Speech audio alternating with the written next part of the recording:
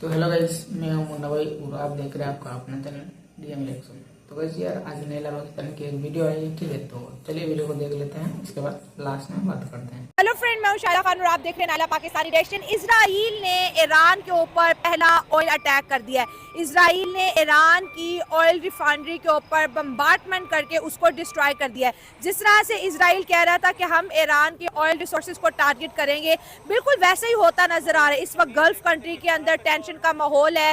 Hezbollah, Hamas, गजा, फलस्तीन, शाम, Lebanon, Iran, सब के सब जो है इस वक्त जो है ना इजराइल के निशाने पर है। और अगर हम इंडिया की बात करें, इंडिया आज भी यही कह रहा है कि हमास ने जो पहला अटैक 7 अक्टूबर को किया था वो टेररिस्ट अटैक था और इजराइल इसके लिए जो भी करेगा वो सब फेयर है। दूसरी जानिब अमेरिका की बात करें तो अमेरिका इजराइल का एयर डिफेंस और भी स्ट्रॉन्ग कर रहा है, क्योंकि ईरान क्या इसका जवाब देगा।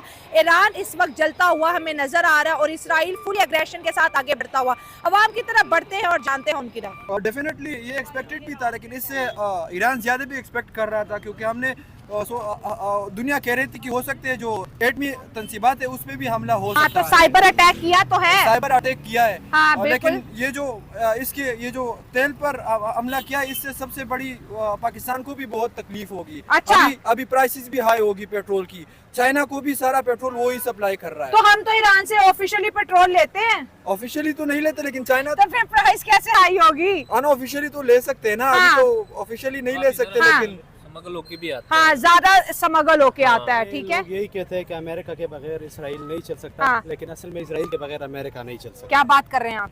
आपने शायद पढ़ा होगा या नहीं पढ़ा होगा, पिछले दिनों डॉन में एक एडिटोरियल आया था।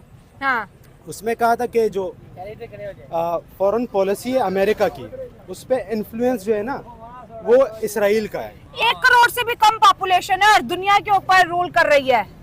5 लाख, ठीक है, 5 लाख जो ऐसे हैं अमेरिकन और इसराइल जो सपोर्टर्स है, ठीक है, जो अमेरिकन जो इसराइल को सपोर्ट करते हैं, उनका एक कमीशन बना है और उस कमीशन का जो इन्फ्लुएंस है ना वो सीधा यूएस कांग्रेस पे है। अच्छा, ठीक है। तो कुछ लोग कह रहे हैं कि रिजीम चेंज आ रहा है, इलेक्शन आएंगे तो जब ट्रम्प आएगा पावर में तो हो सकता है वो इसराइल से हाथ हटा ले, लेकिन ऐसा नहीं हो सकता। उसने इसराइल पे ऐसे हाथ रखा है और इसराइल ने इंडिया भी तो खड़ा है ना। इंडिया भी तो आप देखे ना इसराइल के साथ हर अटैक जो होता है। लास्ट टाइम जब पेजर अटैक हुआ था तो इंडिया के जो आर्मी चीफ थे उन्होंने कहा कि पेजर अटैक जो है ये बड़ा स्मार्ट मूव है इसराइल आर्मी का। आज देखे इसराइल ने पहला अटैक कर दिया ईरान की ऑयल रिफाइनरी पे। जो इसराइल कह रहा था मैं करूंगा, देखे ईरान तो नहीं रोक पा रहा उसको। मैं आपको एक बात कहूँ, इंडिया क्यों रोकेगा इसराइल को? हाँ।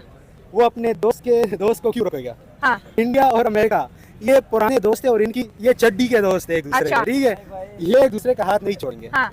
अमेरिका ने अगर इंडिया का हाथ छोड़ा तो इन्हें दोनों का नुकसान है। अच्छा।